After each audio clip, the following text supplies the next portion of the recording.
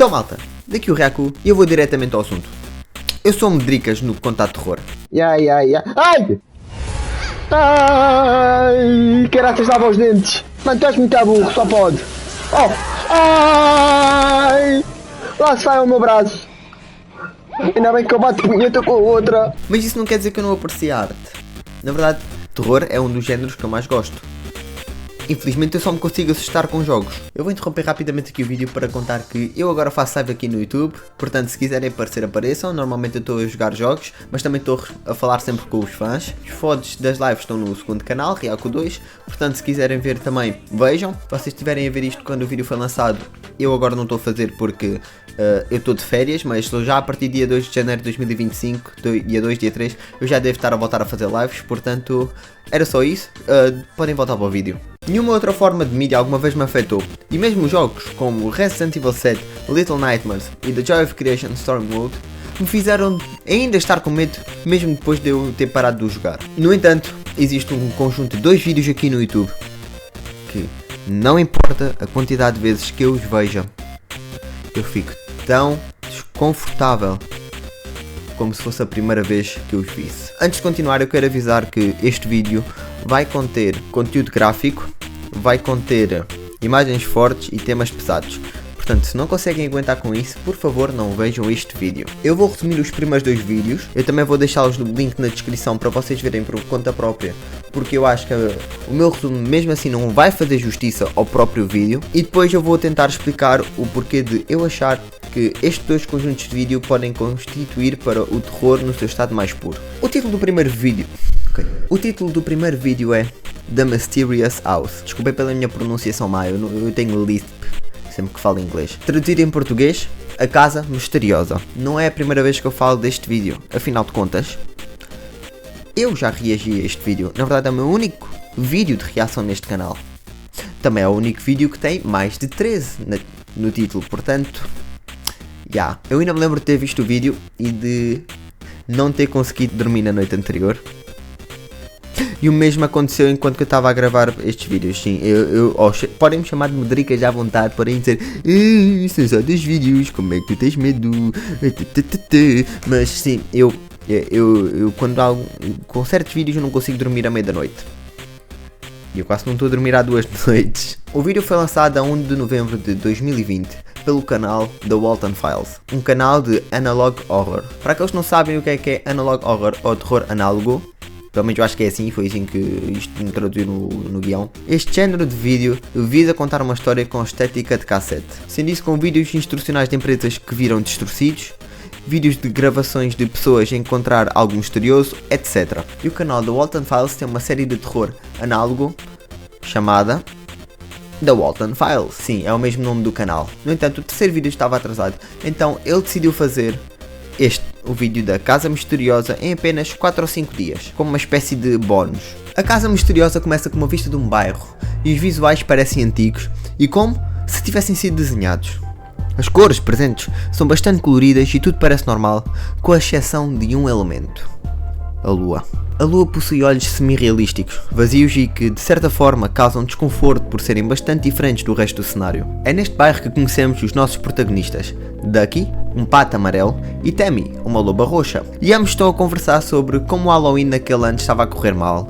No entanto, com a noite ainda jovem, ambos decidem continuar com a doçura ou travessuras. A música para, o ecrã escurece, e quando a imagem volta a aparecer por uns momentos, tudo o que vemos é um póster de uma criança desaparecida, Johnny Bear, com a data em que desapareceu, 31 de outubro de 1978. Halloween de 1978. Uma coisa que eu não mencionei é que na abertura do vídeo podemos reparar em um ano, 1979, ou seja, a criança desapareceu no Halloween do ano passado. O ecrã escurece e quando volta, passamos já para o final da noite, onde eles celebram terem conseguido ter imensos doces. O Ducky avisa que já é tarde e que deveriam voltar para casa, no entanto Tammy provoca-o e convence-o a visitar uma última casa. What about that one? Relutante, eu espero que esta seja a palavra correta, Ducky aceita e vão fazer doçura ou travessura. A porta da casa abre-se e uma ovelha cumprimenta-os.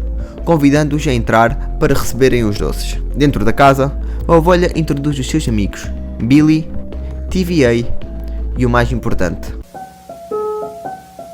and the pumpkin rabbit.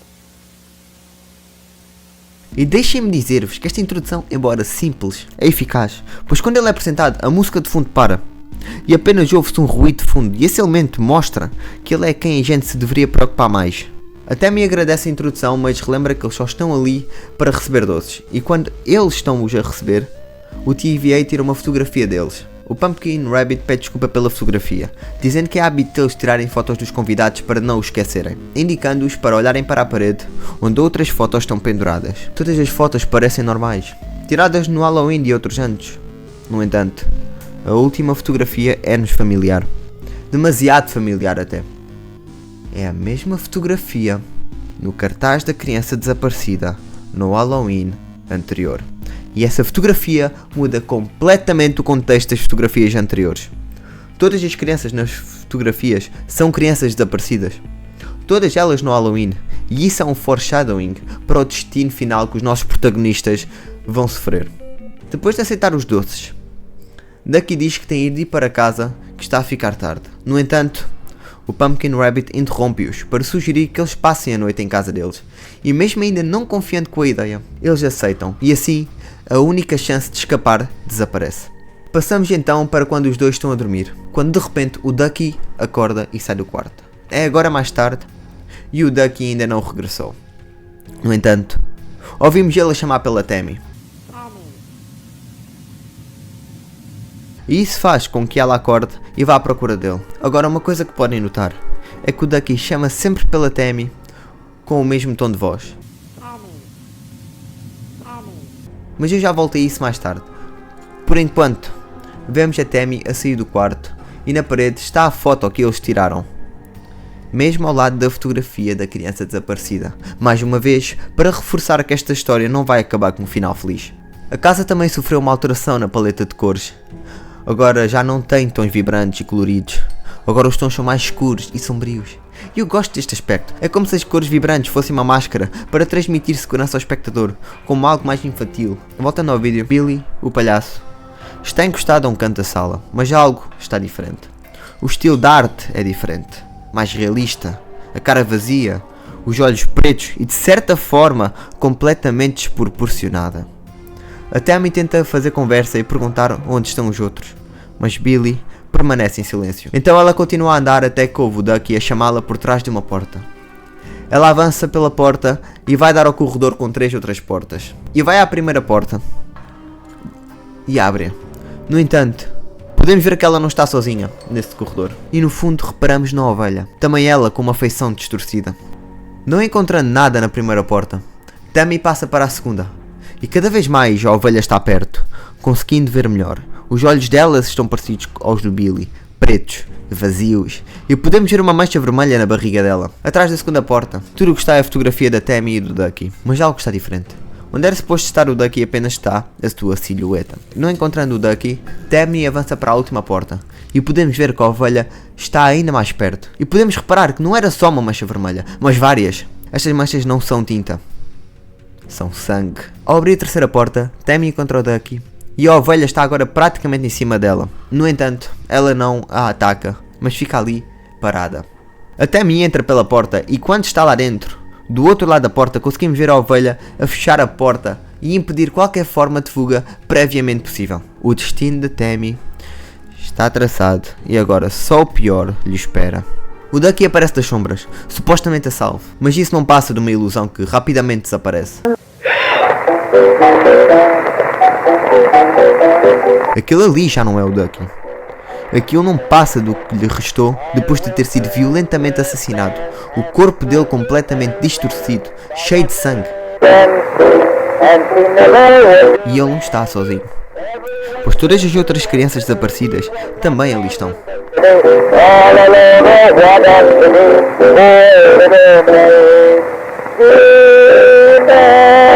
Mas não são só elas, pois o responsável por isto tudo também está lá, coberto de sangue do Ducky. O Pumpkin Rabbit observa a Tammy na escuridão a entrar em pânico depois de ver o seu amigo sem vida e mutilado. Ele pergunta o que é que ela está ali a fazer e que vai ter de a punir por andar pela casa, dizendo que ela não iria sentir nada. No entanto, vendo o estado das últimas vítimas, isso já não passa de uma mentira. Ela tenta escapar, mas antes de o atacar, o Pumpkin Rabbit mete a mão na sua própria cara e tira.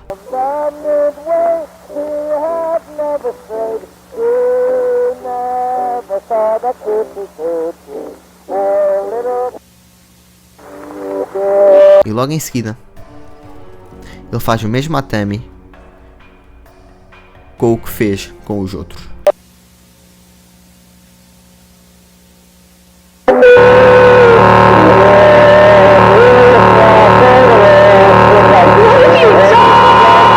No final de tudo, o que nos é mostrado é o estado final em que a Tammy ficou. Sim, este foi o final do primeiro vídeo e ninguém estava à espera que a história continuasse. Mas 4 anos depois, neste mesmo ano 2024, no dia 31 de outubro de 2024, no Halloween, The Walton Files lança a sequela.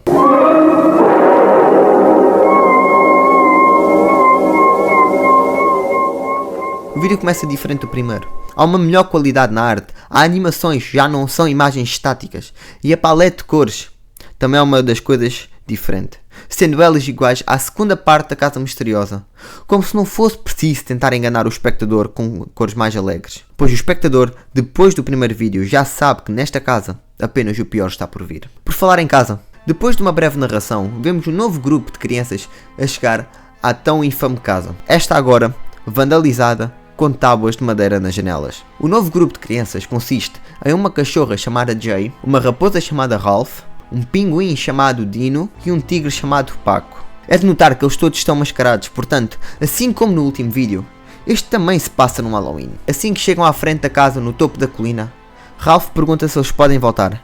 No entanto, Jay só ignora, pois está focada na casa que ela refere como a casa dos Waterman. O Paco pergunta porque é que a casa está abandonada e Jay começa a contar a história em que todos os anos no Halloween a casa dos Waterman ligava as luzes e recebia crianças. E que, em todos os anos, sem exceção, crianças desapareciam. É-nos mostrado que vários cartazes de crianças desaparecidas ao longo dos anos e que ninguém nunca suspeitou deles.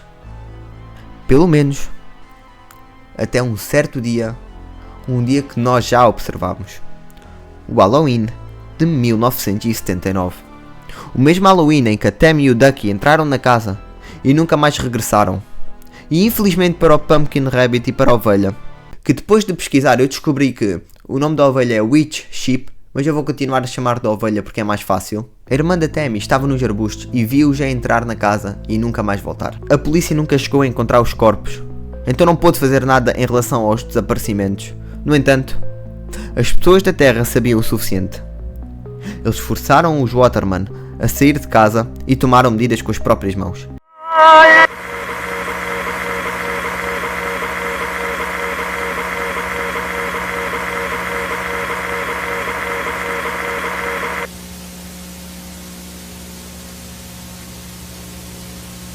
Queimando-os vivos.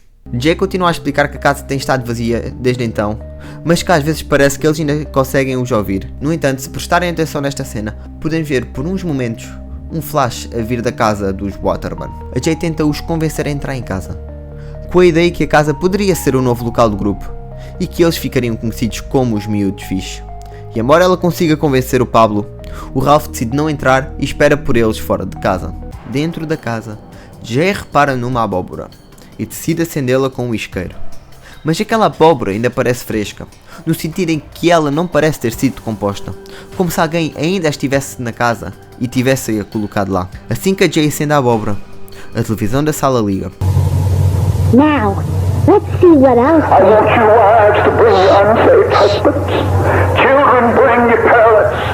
Parents, bring your children. Curiosos, eles vão investigar e o que encontram é a ovelha a ver televisão com um mannequin invisível, mas isso não faz sentido, pois, segundo a história da Jay, eles tinham sido queimados vivos. Eles sussurram entre si e Dino repete uma das palavras alto demais, o que alerta a ovelha. Ela avisa-os que os consegue ver e pede-os para irem perto dela, coisa que eles fazem. Ela pergunta se eles querem doces e que existe bastantes pela casa, mas Jay diz que eles têm de regressar. No entanto, quando vemos a cara da ovelha com clareza, algo está mais errado do que o normal.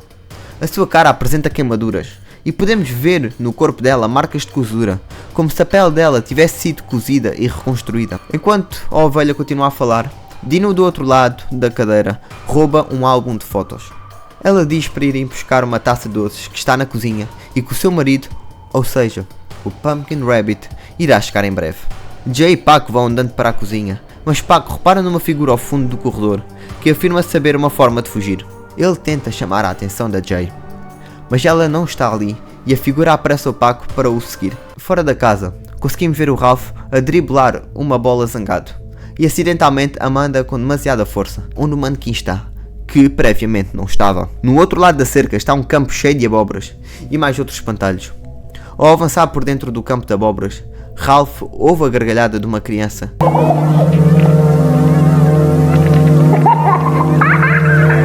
Então Ralph decide ir ao encontro do barulho, mas atrás dele conseguimos ver uma silhueta.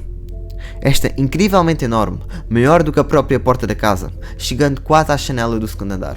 Ele olha para trás, encontrando-se com o Pumpkin Rabbit. Ele também, cheio de cozeduras pelo corpo, sempre com uma máscara sorridente na sua cara, e agora com um avental branco cheio de sangue. Como se ele já não tentasse esconder o facto de ele ser um assassino.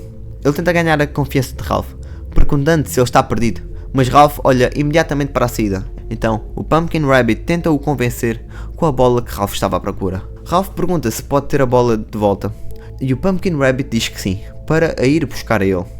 Mas Ralph começa a andar em direção à saída. Então o Pumpkin Rabbit tenta o convencer uma última vez, mas é em vão, porque Ralph continua a andar e vai acelerando o passo cada vez mais e cada vez mais, quando sem querer ele vai contra um espantalho. Mas este espantalho tem um traço de familiaridade, e é claro que nos é familiar, afinal este espantalho na verdade não passa do corpo da Tammy completamente sangrento, e em que em vez dos órgãos tudo o que está dentro dela é palha. Ralph olha para trás e vê o Pumpkin Rabbit a andar na direção dele com os braços a imitar os do espantalho, como se fosse para gozar com o Ralph. Continuando a correr, infelizmente, ele prende o pé dentro de uma abóbora, como se todas aquelas abóboras fossem na verdade minas para aqueles que tentam fugir. E, infelizmente, são eficazes, porque Ralph não consegue tirar o pé a tempo e acaba por ter a sua cara completamente mutilada a sangue frio pelas mãos do Pumpkin Rabbit.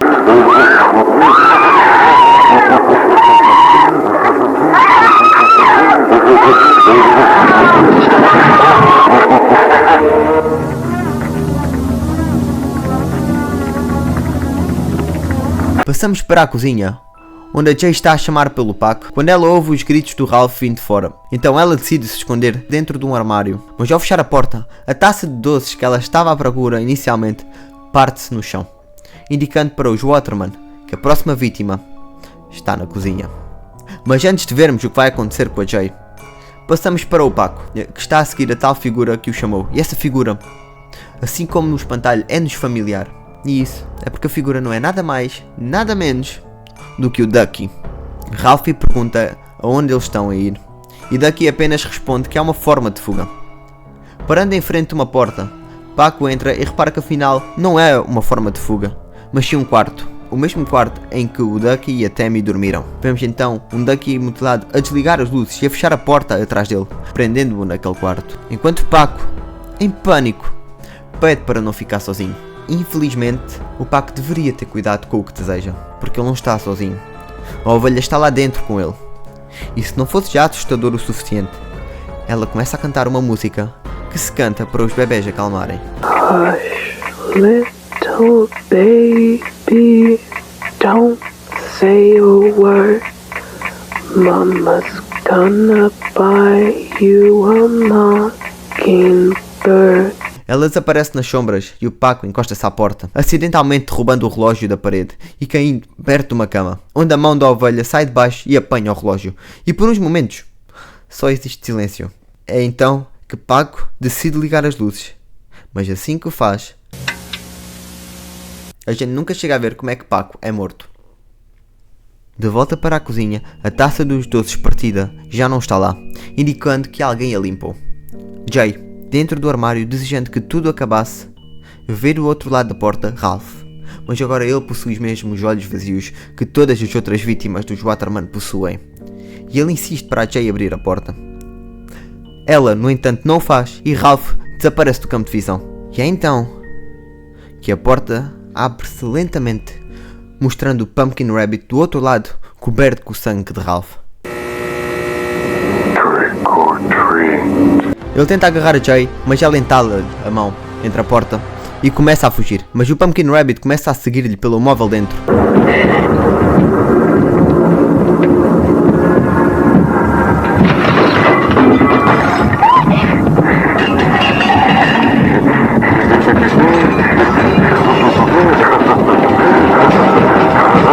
E eventualmente consegue agarrar-lhe a perna. Com sorte, Jay agarra num copo e parte-o na cabeça dele, fazendo com que a máscara dele caísse um pouco e ele a largasse, dando oportunidade para ela fugir. Ao fugir, Jay atravessa uma porta e, sem se aperceber que o Dino estava do outro lado escondido, ela empurra-o e os dois caem pelas escadas abaixo. Já em baixo, Jay liga as luzes e repara que o Dino tem um álbum de fotos dos Waterman, onde descobrimos os seus verdadeiros nomes, Lorenzo e Rachel Waterman. Dentro do álbum de fotos estão todas as fotos que eles tiraram das vítimas, assim como uma nova adição. Uma foto mostrando as 4 crianças antes delas terem entrado na casa.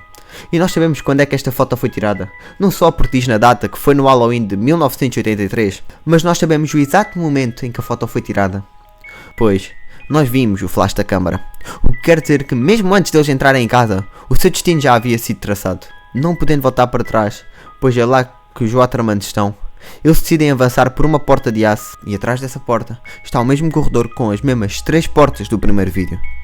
E nesse corredor ouve-se uma música. Ao entrarem no corredor eles fecham a porta atrás deles, mas o Pumpkin Rabbit sabe onde eles estão. A origem da música vem do TVA e ele completamente mutilado, assim como as outras vítimas. Jay e Dean tentam abrir as portas do corredor, começando pela mais longe da porta de aço, até à mais perto, sendo essa a única que abre, e lá dentro está o Billy. Melhor dizendo, está o corpo do Billy, no mesmo estado em que o corpo da Tammy se encontrava, sem órgãos, só palha. Ao chegar perto do corpo, Jay pisa numa foto, essa foto sendo a foto mais antiga, e nessa foto estão Billy e o TVA. Jay acende o isqueiro e repara que a chave está dentro da boca do Billy, e depois de a tirar e sair daquela sala, ela repara que a porta de aço está aberta. Então, ela agarra na mão do Dino e ambos vão para a última porta em busca de uma chance de fuga.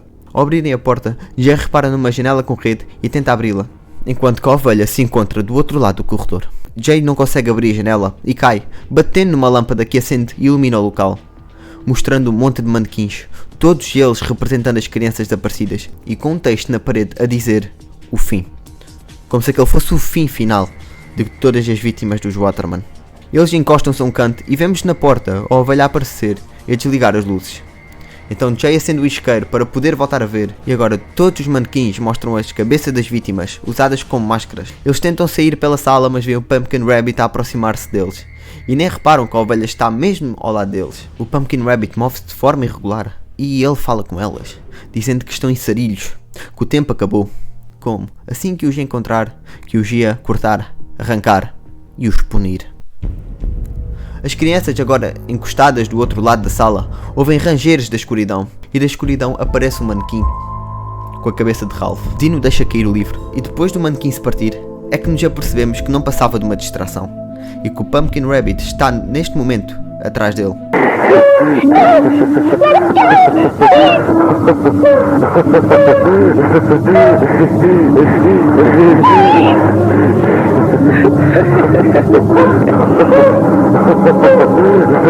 Felizmente, Jay acaba por escapar das garras dela e arranca a máscara do Pumpkin Rabbit, fazendo-o largar o Dino. Jay pega no livro e no isqueiro, e assim que o Pumpkin Rabbit o vê, ele começa a pedir, a suplicar pelo livro.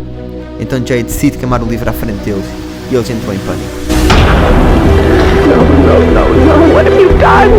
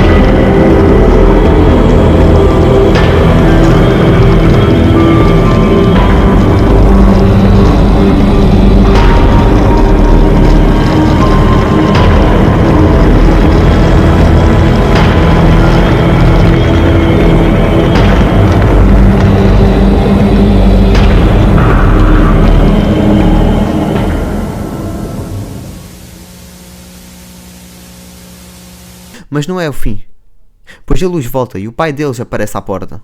E ao sair da sala, eles veem 4 manequins, 2 deles sentados representando os Waterman e outros 2 nas sombras.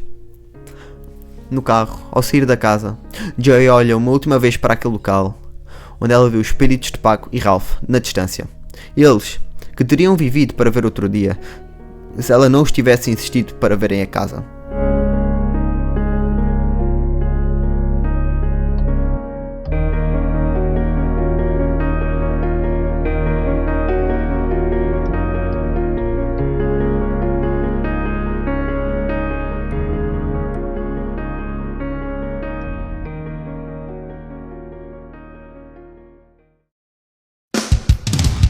E assim acaba o segundo vídeo. Estes vídeos são muito bons a contar uma história, especialmente uma de terror, pois Bolton Files usa o método mostrar, não contar. Exemplos no primeiro vídeo é a mudança da paleta de cores no estilo de arte, de acontecimentos a acontecer atrás das personagens e o foreshadowing. Esse que está presente num detalhe do segundo vídeo que eu não mencionei para não arruinar o final. No álbum de fotos, na fotografia dos nossos protagonistas, podemos reparar que 2 deles estão com os olhos visíveis e outros 2 estão de costas, sendo esses que estão de costas aqueles que acabaram por sobreviver ao massacre. E eu digo isto porque eu acho que Bolton Files combinou 2 crenças. A crença dos olhos serem a janela para as almas e a crença que as fotografias conseguem prender uma alma. Isso para mostrar o poder sobrenatural que o casal possui. E é por isso que eles tiravam sempre fotos das suas vítimas, para prender as suas almas e poder controlá-las.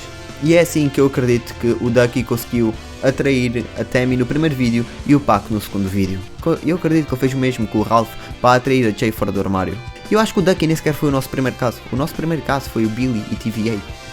Porque eles foram as primeiras crianças mortas, pelo menos com a fotografia mais antiga. Ou seja, eles foram os primeiros a serem controlados. E infelizmente para eles foram os que tiveram o pior final. Porque a fotografia deles não estava no álbum de fotos quando foi queimada. E nós podemos ver isso porque os 2 manequins que estavam nas sombras no final do vídeo eram eles os 2. Agora, uma boa história de terror, na minha opinião, usou o medo do desconhecido e o medo do proibido e bons antagonistas, que eu já vou dizer mais tarde, mas eu digo que estes são possivelmente estes antagonistas são perfeitos para esta história. Mas eu já vou falar disso. Primeiro eu quero falar sobre os medos. O medo do desconhecido é óbvio, todas as pessoas têm medo do desconhecido. E o Bolton Files usa bastante o medo do desconhecido, pois, mesmo com um fundo alegre, mesmo no início um fundo alegre, o fundo pode estar alegre, mas vemos uma criança desaparecida. O que é que se passa? Começamos a ter dúvidas. Depois, porque é que o Ducky levantou-se? Ok, ele desapareceu. Esse é mais um bocado do medo do desconhecido. O que é que lhe aconteceu? Ele nunca mais voltou. Depois já ouvimos ele a chamar e vemos a casa a mudar completamente e a ficar mais arrepilante. Mais uma vez, o que é que se está a passar? É sempre estas perguntas. E quando finalmente sabemos a resposta do que é que se passou, não sabemos tudo. Não sabemos o que é que ele fez, não sabemos como é que ele fez. Vemos o final do que aconteceu às vítimas, mas não sabemos o que é que o Pumpkin Rabbit fez. Eu acho que isso ajuda a criar na nossa cabeça, a tentar preencher esse vazio. E às vezes nós imaginamos sempre os piores cenários possíveis. O uso de falta de informação num filme de terror é muito útil. O medo do proibido é mais elementos que raramente são usados no cinema. E aquilo que eu quero dizer é, por exemplo, o primeiro elemento são o facto das vítimas serem crianças. Os protagonistas serem crianças. Raramente a gente vê isso num filme de terror. Eu acho que o último caso que eu consigo pensar é o It capítulo 1, que esse filme foi bom. E a razão pela qual eu digo que o uso de crianças é bom é porque as crianças são mais fracas, as crianças são mais inocentes e faz com que os antagonistas pareçam ainda mais fortes e mais loucos, especialmente porque vão atrás de crianças em específico. E nós conseguimos ver essa diferença na franquia do It, o capítulo 1 comparado com o capítulo 2. O capítulo 1 tem crianças. O Georgie foi logo uma das crianças que morreu. É o facto de eles serem mais frágeis, mais incapazes de lutar, que faz com que o Pennywise seja mais aterrador. Mas agora, se formos ver o segundo eles são adultos. Já não há tanto aquela pena por serem jovens, por ter muito vida pela frente. Outro dos elementos proibidos que eu acho é que eu vejo, pelo menos, que eu não vejo porque não fazem, é os protagonistas todos morrerem no final. Raramente a gente vê isso. O único que eu consigo pensar é o Terrifier, onde todos os protagonistas estávamos a seguir morreram todos, porque isso faz pensar com que, ok, se até os protagonistas morrem, quem é que pode sobreviver? Ninguém está a salvo, e isso é o que causa drama. Agora, muitos filmes de terror, Halloween, Friday the 13th, a sexta-feira 13. Ok, portanto, porque é que eu posso dizer? Em filmes slasher, que este é um filme, este é basicamente slasher, temos Halloween, o protagonista vai sempre sobreviver no final. Sexta-feira 13, sobrevive sempre no final. Estes tipos de filmes, embora sejam clássicos, nunca chegam a ver mesmo o terror de, ok, se até os protagonistas morrem, ninguém está salvo, o que faz com que as pessoas perguntem o que é que se está a passar, quem é que pode sobreviver, e faz com que elas comecem a entrar em pânico. Um filme que eu acho que faz bem isso, eu volto a dizer, é o Terrifier, que foi exatamente isso que ele fez. A gente começa com este par de miúdas no Halloween, e a meio do filme uma delas morre, e lá para o final a outra também morre. Todos naquele filme, quase todos morrem, só uma é que sobreviveu, mas ficou meio mutilada. E isso faz com que a gente nunca saiba quem é que vai ser a próxima vítima. Agora, eu não estou a dizer que para um bom filme de terror tem de ter estes elementos. Não, há filmes de terror que são muito bons que não têm estes elementos. Eu não estou a dizer que tem de ter, mas infelizmente, como a maioria dos filmes tem isso, acabam sempre por ser previsíveis. E como os filmes acabam por ser previsíveis, nunca conseguimos realmente ficar com aquele fator susto. E é o que eu acho, na minha opinião, que a maioria dos filmes de terror falham. Eu vou dizer outro, Alien, ok? A Ripley sobrevive. Boom. Já era de esperar, ela era a principal. Até no filme do Alien, os dois gajos principais vivem, que são apresentados logo. Não é tipo os amigos, não, aqueles dois sobrevivem logo. Mas é o que eu estou a dizer. O facto de estes elementos raramente acontecerem faz com que eles, por si próprios, acabam por ser mais inesperados, e faz com que eles sejam melhores. E faz com que eles aumentem o fator susto, porque nunca ninguém está à espera. Mas tal como eu disse, eles não precisam disso. Mas o que um bom filme precisa de terror, o que um bom filme de terror precisa, é de um bom... precisação de bons antagonistas. Antagonistas podem vir de várias formas. Podem ser metódicos, podem ser caóticos, podem ser imprevisíveis, podem ser sobrenaturais. Mas eu acho que os melhores tipos de protagonistas para um filme de terror, na minha opinião, são os protagonistas realistas. E o que é que eu quero dizer com isso? São aqueles que realmente podem acontecer na nossa sociedade. Michael Myers, um bocado, vamos dizer assim, Michael Myers, um bocado, ele é só um assassino. Ele é literalmente só um assassino. Outro que temos, Jigsaw, é um homem que faz armadilhas. Ok, tecnicamente pode acontecer. Claro que tens sempre o medo do sobrenatural, mas há muitos poucos casos do sobrenatural a acontecer. Isso é que são sequer confirmados, mas há muitos casos de assassinos. E isso é o que toca mais, porque pode estar bem, assim como no show, no primeiro. As pessoas viviam, mas havia um casal ali de assassinos. A gente nunca sabe o que é que está ao lado de nós, e isso é o que pode realmente assustar. É esse medo que eu acho que é muito bom. E este casal, os Waterman, são perfeitos nisso. Eu vou começar a falar da ovelha, porque eu não acredito que ela seja de certa forma assassina. Ela não mata. A ovelha não mata, mas ela faz pior. Ela, de certa forma, é o que prepara as caçadas todas. Ela é o que impede a fuga. Porque ela não é que ela goste de matar, ela prefere deixar isso para o seu marido. Ela não mostra empatia. Ela não mostra empatia perante ninguém. Ela prefere atacar nas sombras. Podemos ver isto especialmente na cena da luz, porque ela está sempre perto, mas ela nunca chega a atacar. O único caso que supostamente ela ataca foi o Paco, mas mesmo assim eu acho que ela não foi. Ela só deve ter agarrado nele e deve ter esperado que o Pumpkin Rabbit tivesse feito tudo por ela. E eu acho que isso deve explicar porque é que eles tiveram tempo de olhar para as fotos e tiveram tempo de esconder-se dentro de entrar pelo corredor, de entrar pela porta de aço.